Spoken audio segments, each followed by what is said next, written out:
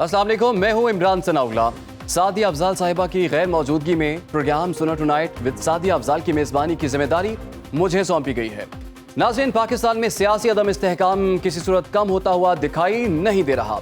हुकूमती इत्तेहाद को एक तरफ मजबूत अपोजिशन का सामना है तो दूसरी तरफ बढ़ती हुई महंगाई, बेरोजगारी और सिक्योरिटी सूरत हाल एक चैलेंज से कम नहीं है।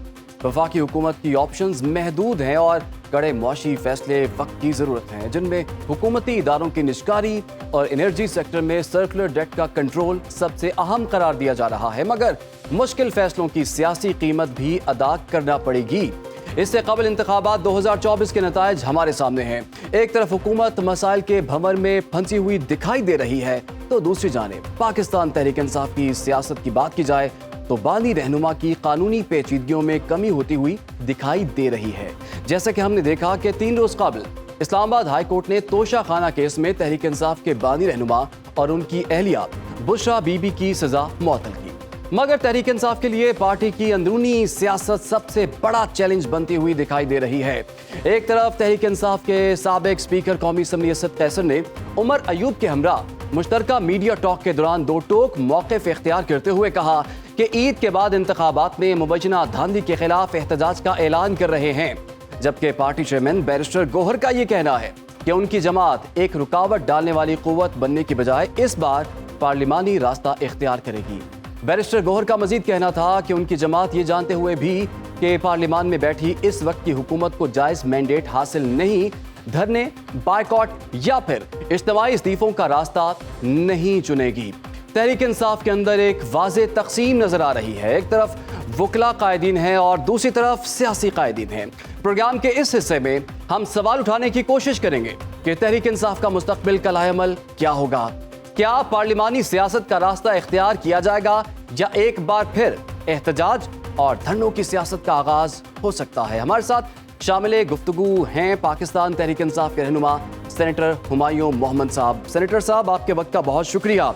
हुमायूं मोहम्मद साहब, ये बताइए, पाकिस्तान तहरीक इंसाफ की आइंदा आने वाले दिनों में सियासत मुफाहिमाना सियासत होगी या फिर आप लड़ाई झगड़े के मूड में? बिस्मिल्लाहिर्रहमानिर्रहीम, इय्याका नअबुदु व इय्याका नस्तईन। देखिए, बात यह है कि लड़ाई झगड़े की इससे कोई ताल्लुक नहीं है, लेकिन डेफिनेटली वहाँ लड़ाई भी हो रही है, झगड़ा भी हो रहा है। लड़ाई किस बात पे हो रही है, झगड़ा किस बात पे हो रहा है? देखिए, लड़ाई और झगड़ा इस बात पे हो रहा है कि पाकिस्तान तहरीक इंसाफ का जो मैंडेट है वो क्लियर कट चुराया गया। आप सब लोगों ने देखा है। अच्छा, एक और मजे की बात देखिए, अब हो क्या रहा है, जब नोटिफिकेशन भी हो गया, जब लोगों ने 2-2 महीनों से पार्लियामेंट भी कर रहे हैं, तो अब वो रिकाउंटिंग कर रहे हैं। रिकाउंटिंग का जनरल उसूल होता है कि मेरे ख्याल में 5% या उससे कम की उस पर रिकाउंटिंग होती है, लेकिन वो भी फॉर्म 49 के इशू होने से पहले। फॉर्म 49 के इशू होने के बाद ये चीज़ जो इलेक्शन कमीशन है वो इसका इख्तियार ख़त्म हो जाता है। फिर मेरे ख्याल में ये कोर्ट के थ्रू जाता है तो वो नहीं हो सकता। ये मेरी समझ हो सकता है मैं गलत हूँ, मैं उसका कहता नहीं हूँ, ठीक है। लेकिन ये लोग अभी उस लिहाज से कर रहे हैं। और जो भी फॉर्म 45 में हम लोग, अच्छा, जो रिकाउंटिंग हो रही है उसमें एक और चीज़ देखने में आ रही है। उसमें जो नए जो वोट्स या बैलेट पेपर जो नज़र आ रहे हैं वो पहले वाले बैलेट पेपर से जरा फर्क नजर आ रहे हैं और उनके ऊपर कोई सिग्नेचर्स या मोर या उस किस्म की चीज भी नजर नहीं आ रही। So I don't know what is happening around. तो इसके लिए लड़ाई भी होती है, इसके लिए झगड़ा भी होगा। अब इस लड़ाई और झगड़े साहब, बात यह है कि आपके पास तो आईनी कानूनी फोरम्स मौजूद हैं, आप उस तरफ क्यों नहीं जाते? आप एहतजाज की या धरनों की या इस तरह की पुरतशद्दुद कार्रवाई के तरफ जाने की तरफ क्यों जाना चाहते हैं आप? क्योंकि आपको पता है कि इससे पहले भी आपको नुकसान हो चुका है। देखिए, सबसे पहले तो I would like to correct you, ठीक है। वो ये है कि कोई पुरतशद्दुद तो वो जो है ना वो नहीं हो रहा। अगर हो रहा है तो पुरअमन हो रहा है और उसमें ये हम लोगों का आईनी हक है कि हम लोग जाएं और उसके लिए सड़क पे निकलें, पुरअमन एहतजाज करें। ये हमारा आईनी हक है। सो हम जो भी कर रहे हैं वो आइन के दायरे के अंदर रहकर कर रहे हैं। So do you really think कि ये सारी चीजें ठीक हैं? ये इसी की बेसिस पे ही तो मोहसिन नकवी को इन लोगों ने वो बना के दिया ना, ये केयर टेकर गवर्नमेंट के बाद अभी उसको जो सेनेट में लेकर आए, यही तो उसकी कारकर्दगी है। कि उसने एक वक्त में एक बंदे को मुख्तलिफ शहरों में जाहिर किया है और मुख्तलिफ शहरों में जाहिर करते हुए पहले तो एक शहर में 10 जगहों पे किया है, फिर उसके बाद बाकी के 3-4 शहरों में किया है। तो this is the real thing. तो ये जो केयर टेकर गवर्नमेंट थी, उन्होंने ये सारा काम किया और किसके कहना पे किया है? वही राना सनाउल्लाह है जो आज कहता है कि जिस तरीके से इमरान खान के ऊपर केसेस बनाए गए हैं, वो गलत बनाए गए हैं, उनका कोई तरीका नहीं है, कुछ वो नहीं है। और अगर कोई साथ कहता है, अगर कोई ऑनेस्ट जज हुआ, ठीक। मेरिट पे फैसला हुआ, तो they do not stand a chance. इसका मतलब ये है कि पहले जो फैसले हुए थे वो मेरिट पे नहीं थे, वो ऑनेस्टी पे मबनी नहीं थे। अगर ये दोनों चीजें हम राना सनाउल्लाह की बात से अखज़ करते हैं, तो वो जो 6 जज लिख रहे हैं, फिर वो सच है, फिर वो वाकई किसी ना किसी इन्फ्लुएंस की वजह से होगा।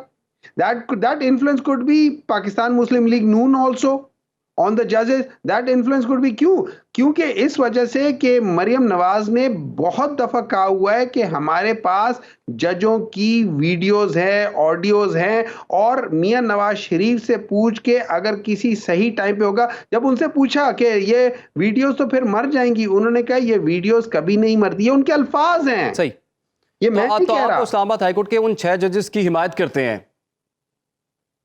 देखिए, हम ये कहते हैं, बिल्कुल हम हिमायत इस लिहाज से करते हैं कि देखिए ये इतना सीरियस मसला है, ये इतना सीरियस मसला है कि इसके ऊपर इन्वेस्टिगेशन होनी चाहिए बाय अ फुल कोर्ट। जैसे बाकी 2 जजेस को, जब जस्टिस फाइज ईसा साहब के ऊपर रेफरेंस आया था, ऑलमोस्ट फुल कोर्ट ही था। जब जस्टिस शौकत सिद्दीकी साहब के ऊपर आया था, जी। फुल कोर्ट था। इसके ऊपर भी फुल कोर्ट होना चाहिए। लेकिन और उसके सेनेटर ऊपर साहब, डिसीजन शौकत अजीज सिद्दीकी साहब वाला जो मामला था, उसको फिर आपने इस तरह से ओपनली सपोर्ट क्यों ना किया? वहां पर क्यों ना तहकीकात करवाई गई? वो तो आपके दौर में हुआ था। आपने मेरे ख्याल में 1-2 दिन पहले वाला बयान जो इमरान खान का है वो आपने नहीं सुना। उन्होंने कहा कि जस्टिस शौकत सिद्दीकी के टाइम पे जो हुआ है उसकी इन्वेस्टिगेशन होनी चाहिए। देखिए, नहीं, वो तो गवर्नमेंट आपकी ने हुकूमत में हुआ ना, तो अगर होनी चाहिए थी तो आपकी हुकूमत में क्यों ना हो सकी वो? फिर आप जिस तरह से इन होल्ड ऑन। 6 जजेस को सपोर्ट कर रहे हैं, शौकत अजीज सिद्दीकी देखिए साहब को आपने क्यों नहीं सपोर्ट किया उस तरह से? देखिए देखिए मेरी बात सुने, मैं आपको एक चीज जी समझाता जी। हूँ। फर्ज करें मैं गवर्नमेंट में हूँ, आप एक इदारा हैं, आपने आके मुझे कहा कि जी मिस्टर एक्स वाई जेड जो है ना, इसने ये गलत काम किए, तो इसके ऊपर हमें एक्शन लेना चाहिए। अब मिस्टर एक्स वाई जेड, या let's put the name over there, कि जस्टिस शौकत सिद्दीकी साहब जो थे ना, उनके ऊपर था। उसके ऊपर जो फॉरम आता है वो आता है सुप्रीम जुडिशियल काउंसिल का। गवर्नमेंट का सिर्फ एक काम होता है, उन्होंने वो रेफर कर दिया सुप्रीम जुडिशियल काउंसिल को, उन्होंने खुद कोई एक्शन नहीं लिया, उन्होंने रेफर कर दिया। अब रह गई बात सुप्रीम जुडिशियल काउंसिल की, उन्होंने जो डिसीजन लिया ये उनका डिसीजन है, इसमें गवर्नमेंट का कोई अमल दखल नहीं है। अगर गवर्नमेंट का अमल दखल होता तो आपको क्या मतलब है जस्टिस काजी फाइज ईसा के खिलाफ वो जो जब रेफरेंस दायर किया था उस पर डिसीजन ना दिलवा देते?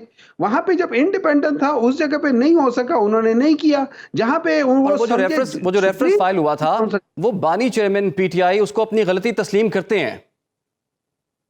देखिए, वो इसलिए तस्लीम करते हैं कि उस वक्त के जो लॉ मिनिस्टर हैं, ऑब्वियसली इस किस्म की चीजें लॉ मिनिस्टर ही एडवाइजर होते हैं ना, वही एडवाइज करते हैं।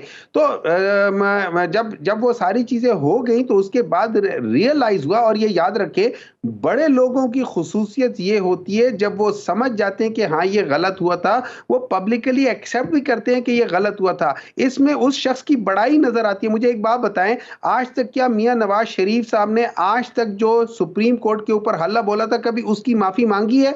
आज तक जो जो ये डॉन लीग्स थी और वो दूसरा वाला जो केस था, क्या मुस्लिम लीग नून ने और क्या पीपल्स पार्टी ने उसकी माफी मांगी है?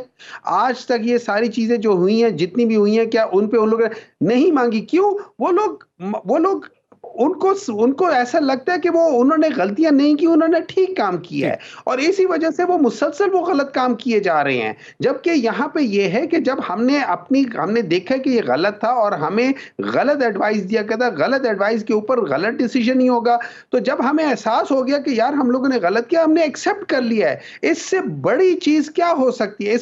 इससे बड़ी बड़ाई वाली चीज क्या हो सकती है? लेकिन आपके सियासी मुखालिफिन ये कहते हैं कि आपने इसमें अपना पॉलिटिकल बेनिफिट देखा है और ये एक यू टर्न है आपका, आपकी पार्टी का और आपके कायदीन का। देखिए मुझे एक बात बताएं। यू टर्न दो चीजें हो सकती है ना। एक यू टर्न होता है कि आप अपनी आइडियोलॉजी से बदल जाएं। आइडियोलॉजी क्या थी?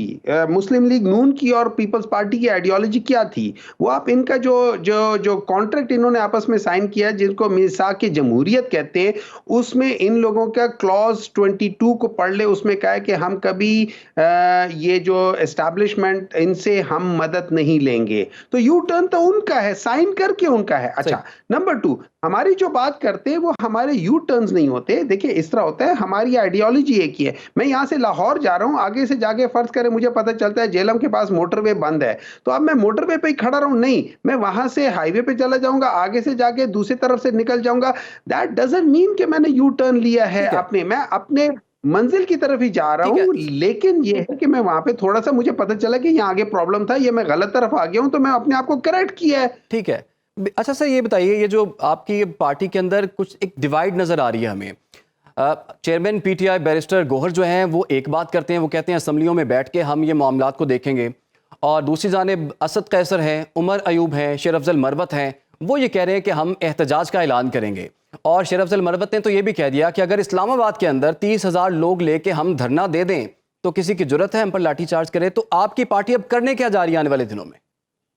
देखिए इस तरह है, मैं आपको एक बात बताता हूँ। जब भी, अगर मुझे नहीं पता आप लोग किस तरीके से काम करते हैं, मतलब आप खैर है, आपके प्रोग्राम के लिहाज से है आप किस तरीके से काम करते हैं, लेकिन होता क्या है, आप एक प्रोग्राम सुबह डिसाइड करते होंगे, तो एक बंदा कहता हो कि नहीं आप इस टॉपिक पे करें, दूसरा कहता हो कि इस टॉपिक पे करें। वो दोनों टॉपिक एक दूसरे के मुख्तलिफ भी होंगे। तो क्या आप लोगों के अंदर डिवाइड है? नहीं, डिवाइड नहीं है। अब मुख्तलिफ लोगों की मुख्तलिफ आरा होती है कि भाई हुमायूं कहता है, हुमायूं बाय नेचर जो है ना सॉफ्ट आदमी है, तो हुमायूं कहेगा नहीं यार हम इस तरह करते हैं, दूसरा बंदा कहेगा नहीं हम इस तरीके से करते हैं, तीसरा। इसका यह मतलब नहीं है देयर इज अ डिवाइड। इसका मतलब यह है कि उसके अंदर ये मुख्तलिफ टॉपिक डिस्कशंस होंगी। अब उस डिस्कशंस के बाद जो कलेक्टिव डिसीजन होगा उसके बाद होगी। मैं मिसाल दे देता हूं कि जिस वक्त जहांगीर खान तरीन साहब आए थे पीटीआई में, ये 2012 में आए थे, तो जब 2011 के एंड 12 में आए थे, तो उस वक्त इमरान खान साहब ने सीईसी की मीटिंग में कहा था कि परवेज खटक, सॉरी 2013 की बात है, परवेज खटक बन गए थे ये क्या कहते हैं उसे, सेक्रेटरी जनरल के साथ वो चीफ मिनिस्टर बन गए थे, तो उन्होंने सेक्रेटरी जनरल के ओहदे से इस्तीफा दे दिया था। तो सीसी की मीटिंग में इमरान खान ने कहा था कि मैं चाहता हूं कि मैं जहांगीर खान तरीन को नॉमिनेट कर दूं एज अ सेक्रेटरी जनरल। ठीक है, आपको पता है उसके अंदर बड़ी मुखालफत हुई थी इस बात की। उसमें फिर इमरान खान के कहने पे सारे लोग मान गए थे, मैं उन चंद लोगों में से था, मैं नहीं माना था, मैंने उसमें भी वोट उसके खिलाफ दिया था। मैंने कहा था कि बाकी हमारी पोस्टें इसके ऊपर होनी चाहिए। तो क्या इसका मतलब है कि हमारे अंदर डिवाइड है? नहीं, डिवाइड नहीं था। लेकिन पता कैसे चलेगा आपकी पार्टी पॉलिसी क्या है? क्योंकि आपके चेयरमैन पीटीआई बैरिस्टर गोहर जो है वो तो कह रहे हैं असेंबलियों में रह के हम ये जंग लड़ेंगे, लेकिन असद कैसर, उमर अयूब जो कि लीडर ऑफ द ऑपोजिशन है, और इसके साथ साथ शेर अफजल मरवत, वो ये इशारा दे रहे हैं कि हम एक मरतबा फिर सड़कों पर निकलेंगे। तो पार्टी पॉलिसी आप ही बता दें, फिर आपको मौका दे रहे हैं हम ये। मैं आपको बता देता हूं, हम दोनों काम करेंगे। हम साइमल्टेनियसली नेशनल असेंबली में भी होंगे, सेनेट में भी होंगे, प्रोविंशियल असेंबली में भी होंगे, लेकिन उसके साथ साथ हम ये काम भी करेंगे। इसमें कोई गलत बात तो नहीं है। आपने देखा नहीं था कि 2020 से 21 से लेके 2022 के दरमियान में 4 या 5 लॉन्ग मार्च हुए थे। तो क्या आप ये कहेंगे कि उस वक्त की वो पॉलिटिकल पार्टीज जो थी वो पार्लियामेंट में नहीं थी और वो एहतजाज कर रही थी और पुरतशद्दुद और ये और वो चीजें करेंगे? नहीं, बिल्कुल नहीं। ये दोनों चीजें आपस में लाजिम और मलजूम होती है, हर जगह पूरी दुनिया में होती है। तो क्या हम आपकी बात से ये समझें कि आप असेंबली के अंदर भी अपनी जंग लड़ेंगे और बाहर भी होंगे, और एक लॉन्ग मार्च और एक और धरना हो सकता है फिर? देखिए मैं आपको बताता हूँ ना, लॉन्ग मार्च भी ऑप्शन हो सकता है, धरना भी हो सकता है, हम पार्लियामेंट में भी करेंगे, हम जो लीगल बैटल्स है हम वो भी लड़ेंगे, हम आवाम को भी मोबिलाइज करेंगे, ये तीनों चीजों की। लेकिन जब आप डिवाइड की बात करते हैं, असल डिवाइड तो पीएमएलएन में है। वहां पे आपको पता है कि आप ये देख लें कि सिंपल देख लें ना, आपको पता है उनके अंदर दो ग्रुप्स हैं, एक नवाज शरीफ साहब का और एक शहबाज शरीफ साहब। कहते नहीं है लेकिन है। अच्छा, हुआ ये था कि इनमें से जो शहबाज शरीफ का ग्रुप था उसको जितवा दिया गया था, और जो नवाज शरीफ का ग्रुप था उसको जितवाया नहीं था। उसका वही जो एक्चुअल वोट थे उसी पे उनको कहा कि भाईजान ये तुम्हारा वोट है। ठीक है, शहबाज शरीफ वालों को कहा कि जी हम आपके वोट तब्दील कर रहे हैं, तो वो हो गए। अब उसमें डिवाइड देखा, आप देखें राना सनाउल्लाह क्या करे, आप देखें जावेद लतीफ क्या करे, आप देखें बाकी लोग क्या करें। अच्छा, तो उनके अंदर ये बहुत बड़ा डिवाइड है। दूसरी तरफ हम चले जाते हैं पीपल्स पार्टी के अंदर। आपको पता है पीपल्स पार्टी के अंदर बहुत सख्त डिवाइड है। आपको पता है ये बिलावल भुट्टो और आसिफ अली जरदारी डायरेक्टली बात भी नहीं करते एक दूसरे के साथ, बड़ी मुश्किल से बात करते हैं। उनके दरमियान में पैगाम एक दूसरे से वो कभी ये बता रहे हो तो कभी दूसरे बता रहे हो, डायरेक्ट ये मुझे बाज लोगों ने बताया है कि जी उनके अंदर भी इस किस्म के ये चीजें होती रहती हैं। तो क्या इसको ये चीजें होती जमहूरियत रहती का हैं। हुस्न इवन समझें इसको अब? देखिए, डिफरेंस ऑफ ओपिनियन ठीक। जमहूरियत का नहीं है, इंसानियत का हुस्न है। डिफरेंस ऑफ ओपिनियन की बेसिस पे ही हम आगे बढ़े हैं, पूरी इंसानियत इस बेसिस पे आगे बढ़ी है। अगर डिफरेंस ऑफ ओपिनियन ना होता तो फिर मैग्ना कार्टा कभी होता ही ना, अगर डिफरेंस ऑफ ओपिनियन ना होता पाकिस्तान कभी बनता ही ना। लेकिन डिफरेंस ऑफ ओपिनियन ही था कि जिसकी बेसिस पे ये टू नेशन थ्योरी जो बनी थी वो डिफरेंस ऑफ ओपिनियन ही था। बिल्कुल ठीक। ये सारी अच्छा, चीजों अच्छा का सर, ये अगर आप बताएं, देख लें, ये जो बातें हो रही हैं कि ईद के बाद जो है वो बाकायदा तौर पर एहतजाज की कॉल दी जाएगी, लॉन्ग मार्च भी हो सकता है, धरना भी हो सकता है, तो क्या ये अभी तक कुछ डिसाइड हो चुका है आपके एंड पे, पार्टी के एंड पे? पार्टी पॉलिसी बन चुकी है कि ईद के फौरी बाद जो है वो हमने सड़कों पे निकलना है, और अभी तक की क्या तैयारी फिर आपकी? देखिए अभी तक तो की तो सॉरी, अभी तक की तो तैयारी ये है कि हम लोग वेट कर रहे हैं कि ऑफिशियल डिसीजन क्या आएगा। खान साहब ने, जहां तक मुझे पता है कि उन्होंने एक और कोई 10 सुप्रीम काउंसिल टाइप की चीज बना दी है पीटीआई के अंदर, जिसमें 10 मेंबर हैं, 10 या 12 मेंबर हैं। एंड वो जो उसके अंदर वो कलेक्टिव डिसीजन होगा विद मेजॉरिटी, वो उस चीज को लेकर चलेंगे, तो उससे ये जो मसला है ना ये खत्म हो जाएगा। और ये याद रहे, हमारा ये सारा मसला पहले भी होता था, लेकिन पहले जब इमरान खान साहब बाहर होते थे तो वो इस मसले को एड्रेस कर लिया करते थे बड़े आसानी से। अब चूंकि वो है नहीं, तो जब कोई घर में बड़ा ना हो तो ये मसले जरा ज्यादा सर उठा लेते हैं। उसके अलावा और कुछ नहीं है। अंदर से पाकिस्तान तरीके इंसाफ आज भी अगर कोई हमारे सामने आ जाएगा तो हम सारे मिलके एक सीसा पिलाई दीवार की तरह हैं। विद इन पार्टी ये डिफरेंस ऑफ ओपिनियन होता है, और असल तो मसला ही विद इन पार्टी होता है।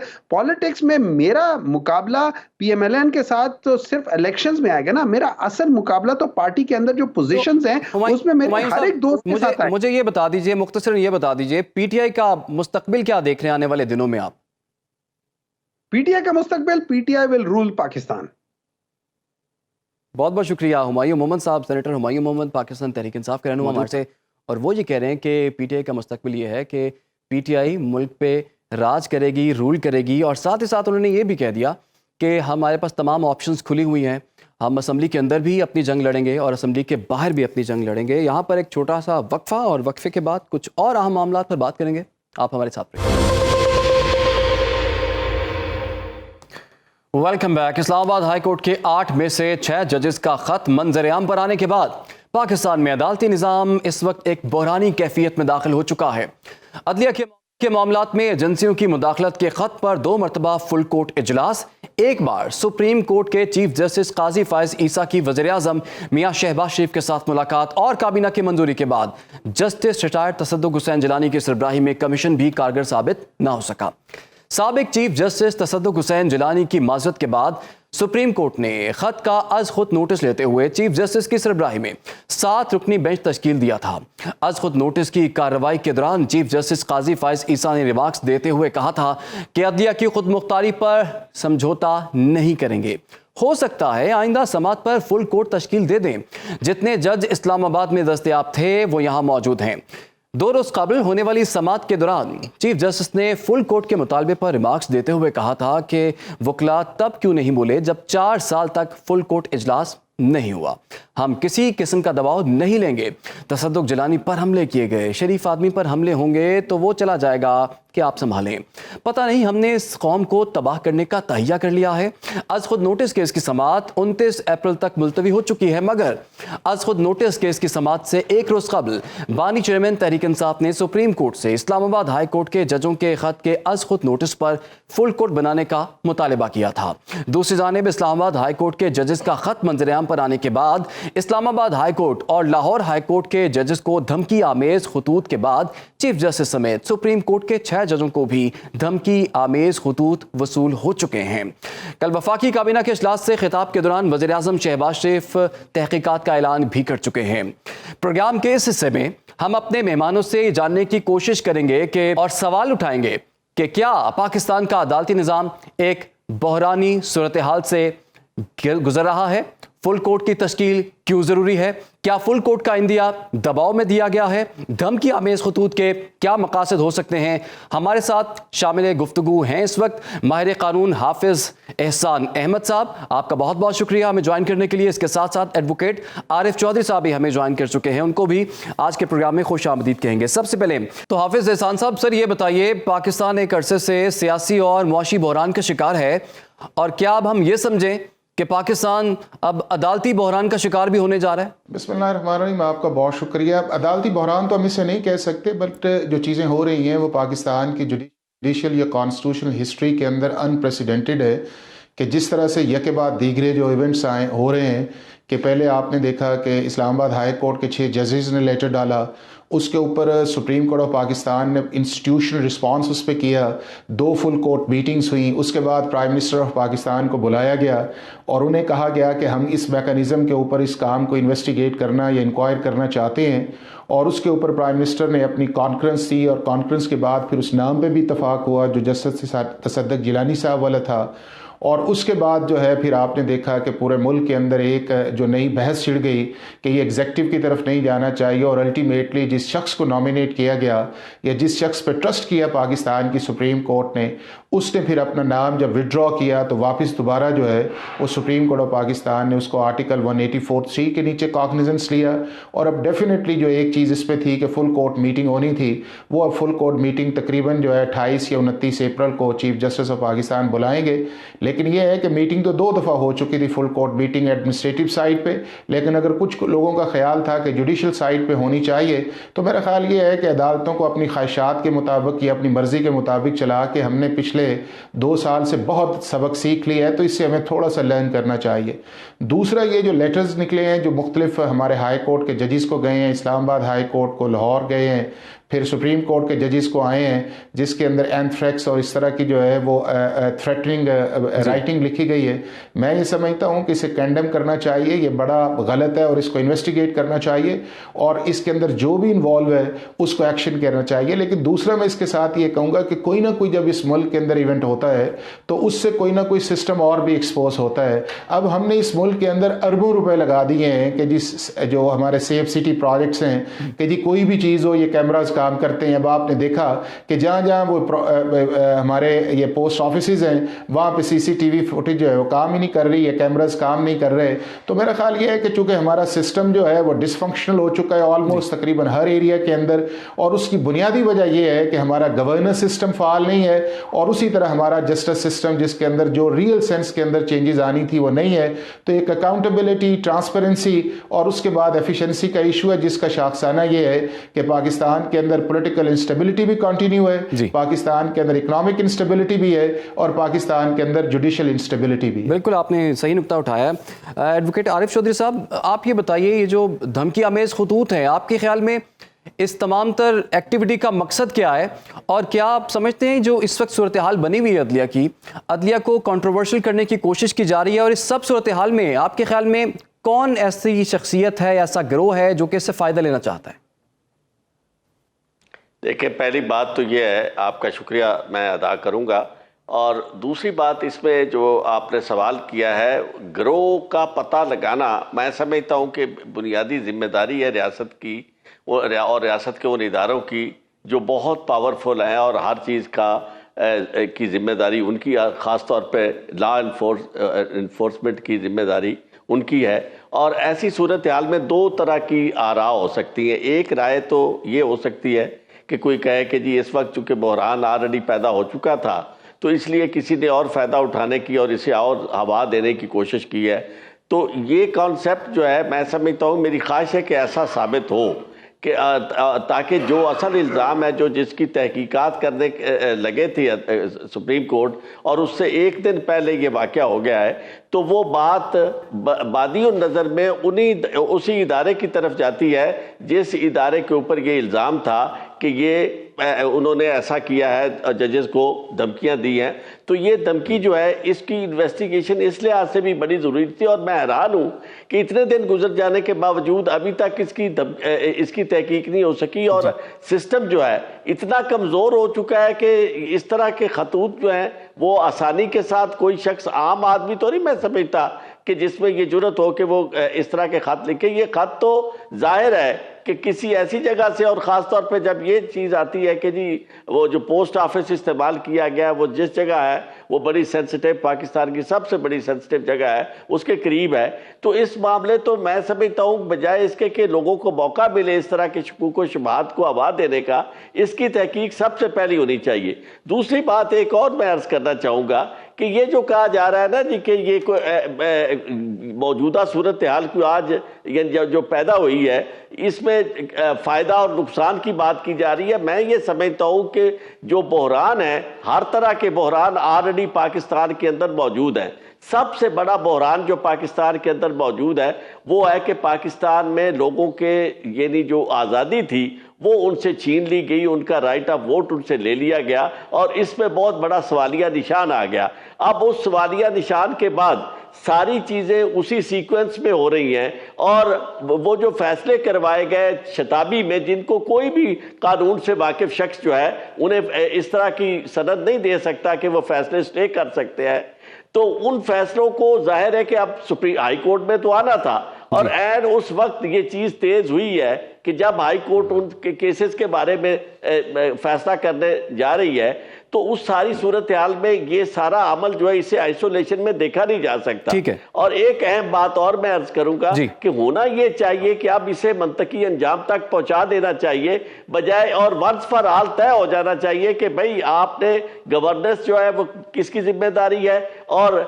उसमें मुदाखलत जजेस जो हैं उनका काम अदालत में इंसाफ करना, ये बातें सारी आएंगी। ठीक है, आपने यहाँ नुकता उठाया कि इसकी तहकीकात होनी चाहिए, दूध का दूध पानी का पानी होना चाहिए और पता लगना चाहिए कौन लोग इसमें मुलव्विस हैं। लेकिन हाफिज साहब आप ये बताइए, आपको लगता है ये मामला मंतकी अंजाम को पहुंचेगा? और तहकीकात की जो बात कर रहे हैं आरिफ चौधरी साहब के, लेकिन सुप्रीम कोर्ट ने तहकीकात नहीं करनी ना, वो तो इदारों ने करनी है, तो आपको लगता है इदारों की तहकीकात को फिर मान लिया जाएगा और जो फुल कोर्ट है वो ये कार्रवाई मंतकी अंजाम तक लेकर जाएगा? देखिए, मैं समझता हूँ कि सुप्रीम कोर्ट ऑफ पाकिस्तान ने बिल्कुल जो लॉ के मुताबिक था एक इस प्रोसेस को इनिशिएट किया, चूँकि तीन चीज़ें बड़ी वाज़ेह है। नंबर एक ये है कि जो जजेस ने लेटर डाला था इस्लामाबाद हाई कोर्ट जजेस ने, वो आर्टिकल 209 के नीचे इन्वेस्टिगेट नहीं हो सकता, चूँकि 209 जो है वो जजेस के कॉन्डक्ट के बारे में है और वो रिकमेंडेशन देता है कि जजेस को रिमूव किया जाए या जजेस के मुतालिक जो भी रिमार्क्स किए जाएँ उसकी एग्जॉनरेशन के बारे में, वो अगर प्रेसिडेंट की तरफ से रेफरेंस आता है तो प्रेसिडेंट को जवाब दिया जाता है, अगर प्रेसिडेंट की तरफ से रिमूवल कहा जाता है तो रिमूवल के ऊपर जाता है, तो लिहाजा 209 किसी सूरत जो है वो फिट नहीं होता। दूसरा ये है कि आर्टिकल 184(3) जो है वो इसलिए नहीं आ सकता कि 184(3) जो है उसके अंदर ना आप इंक्वायरी कर सकते हैं, ना आप इन्वेस्टिगेट कर सकते हैं और ना ही आप क्रॉस एग्जामिनेशन कर सकते हैं। उसके लिए फिर आपको नीचे किसी ना किसी कमीशन के ऊपर जाना पड़ेगा और वो कमीशन अगर 184(3) के नीचे बनता है तो वो जो फैसला होगा आपका, उसके लिए वो पावर्स उस कमीशन को अवेलेबल नहीं होगी जो Pakistan commission of inquiry act के नीचे अवेलेबल है। अब तीसरा ये ऑप्शन था और मेरा ख्याल है कि जो सारी चीज़ें डेफिनेटली हमारी सुप्रीम कोर्ट के 15 जजेस ने कंसीडर की होंगी, बैठे होंगे, बात की होगी, सारे ऑप्शंस पे बात हुई होगी, उसी ऑप्शंस के अंदर जाके फिर कहा होगा कि इस मुल्क के चीफ एग्जीक्यूटिव को बुलाया जाए और फिर एक दो जजेस के नाम भी आए जो हमारे पिछले 10-12 साल के अंदर जो जजेस चीफ जस्टिस गुजरे हैं उनमें मोस्ट रिस्पेक्टेबल आदमी है। लेकिन जब ये सारी चीज़ें हमने इसको पॉलिटिकल कंट्रोवर्सी के अंदर डाला, हमने चीफ एग्जीक्यूटिव को मिलान किया, हमने पाकिस्तान के चीफ जस्टिस का रिजाइन मांगा और हमने कहा नहीं कि फुल कोर्ट के अलावा हमें कोई ऑप्शन अवेलेबल नहीं है, और फिर हमने जस्टिस सदक जिलानी के ऊपर जो क्रिटिसिज्म स्टार्ट किया तो उसका रिजल्ट ये निकला कहा कि वो वापस आए। तो मैं ये समझता हूं कि वो कमीशन अगर बन जाता और वो काम कर लेता, तो उसने अपने TORs भी उसकी कंसेंट से बनाए थे जो तसद्दुक़ जिलानी साहब थे, तो 60 दिन के अंदर कोई ना कोई रिपोर्ट आ जानी थी। अब ये है कि 30 दिन तो वैसे ही गुजर जाएंगे। जब आपने देखा कि 28-29 को अब जाएगा, फिर उसके बाद दोबारा फुल कोर्ट की मीटिंग आएगी, बहस होगी, और बहस होने के बाद फिर हम उस प्रोसेस की तरफ ही जाएंगे कि इस मुल्क के अंदर इन्वेस्टिगेशन होनी चाहिए और कौन इन्वेस्टिगेशन करे और किस लॉ के तहत करे। तो ये चीज अब लंबी पड़ गई है। मेरा ख्याल यह है कि इसलिए मैंने अपनी रिमार्क्स के अंदर कहा था कि हमें किसी न किसी जगह अब स्टॉप ब्रेक लगा देना चाहिए और कम से कम जुडिशरी की हद तक लगा देना चाहिए कि जब हम इनके पास इंसाफ देने जाते हैं तो फिर जो कर ले उनकी बात मान लें। अब नहीं बात मानी तो अब आप देखें लेट्स सी होता क्या, और कौन जज जुर्रत करेगा कि अब इस मुल्क के इस कंट्रोवर्शियल एनवायरनमेंट के अंदर कुछ इन्वेस्टिगेट करे। लेकिन इन्वेस्टिगेशन होनी चाहिए, इन्वेस्टिगेशन होनी चाहिए। आरिफ चौधरी साहब, सर आप बताइए उनको फुल कोर्ट क्यों जरूरी है? मैं आपसे ये अर्ज करूं, बहुत मुअद्दबाना अर्ज करूं, मैंने ये बिल्कुल नहीं कहा कि इन्वेस्टिगेशन होनी चाहिए। ये आपके ज़हन में आई है बात। मेरे ख्याल में तो जज जो होता है उसका कहा हुआ, यानी वाहिद एक ऐसा शख्स होता है जिसे आप जज बनाते हैं कि जिसके पास ये इख्तियार है, चाहे वो सिविल जज हो चाहे वो सुप्रीम कोर्ट का जज हो। जब उसके सामने कोई बात की जाती है या वो कोई बात करता है तो उसको सनद की हैसियत होती है। अब अगर आपके 6 जजेस ये कहते हैं कि हमारे साथ ये हुआ है, और उसके बाद जिस तरह एक शख्स ने कहा था कि जी उन्हें थानेदार के पास जाना चाहिए FIR लिखवाने के लिए, और आज ये कहा जा रहा है कि जी उनकी इन्वेस्टिगेशन नीचे लेवल पे होगी। ये ना नीचे लेवल की इन्वेस्टिगेशन का मामला है और ना इसमें किसी और तहकीक की जरूरत है। सीधी सीधी बात जिसको सुप्रीम कोर्ट ने आज महसूस किया है, अगर उस वक्त चीफ जस्टिस की इस बात को महसूस करते तो वो धरना केस की जो रिकमेंडेशन थी, जो उन्होंने जो कुछ भी उसमें होल्ड फरमाया था, अगर उस पर अमल दरामद हो जाता। जो चीफ एग्जीक्यूटिव की आप बात कर रहे हैं, चीफ एग्जीक्यूटिव जो है वो मरहूने मन्नत है सारे सिस्टम के। उन पे ये इल्जाम है कि ये इलेक्शन जो था उसकी रिगिंग हुई और उस रिगिंग में एजेंसीज पे इल्जाम आ रहा है। तो ऐसी सूरत हाल में जिस तरह की फिजा पैदा हो गई है, मैं ये समझता हूं कि मुल्क के इंटरेस्ट में ये नहीं है कि हम इस तरह बैठ के इस जजेस को यूज उनके ऊपर गुफ्तगू करना शुरू कर दें और ये सिस्टम और बताएं कि जी अगर ऐसा होता तो फिर ऐसा हो जाना था। आज वक्त है हम किसी को मुर्दे इल्जाम ठहराने की बजाय सीधा सीधा वो मामला जो कई सालों से चलता आ रहा है और जिसमें बहुत सारे लोगों के एतराजात है और सारे पाकिस्तान ने चीजें होती हुई देखी हैं, उस मामले में मैं ये समझता हूं कि फैसला सुप्रीम कोर्ट फैसला करे, उन इदारों को बुलाए और उन्हें कहे कि जी enough is enough, that's all. मैं नहीं समझता कि ठीक है फौरी तौर पर किसी को चॉइस साहब एक छोटी सी ब्रेक का कहा जा रहा है। ये एक छोटी सी ब्रेक लेते हैं, ब्रेक के बाद वापस आएंगे और गुफ्तगू के सिलसिले को यहीं से आगे बढ़ाएंगे। आप लोग हमारे साथ। Welcome back. गुफ्तगू के सिलसिले को आगे बढ़ाते हैं।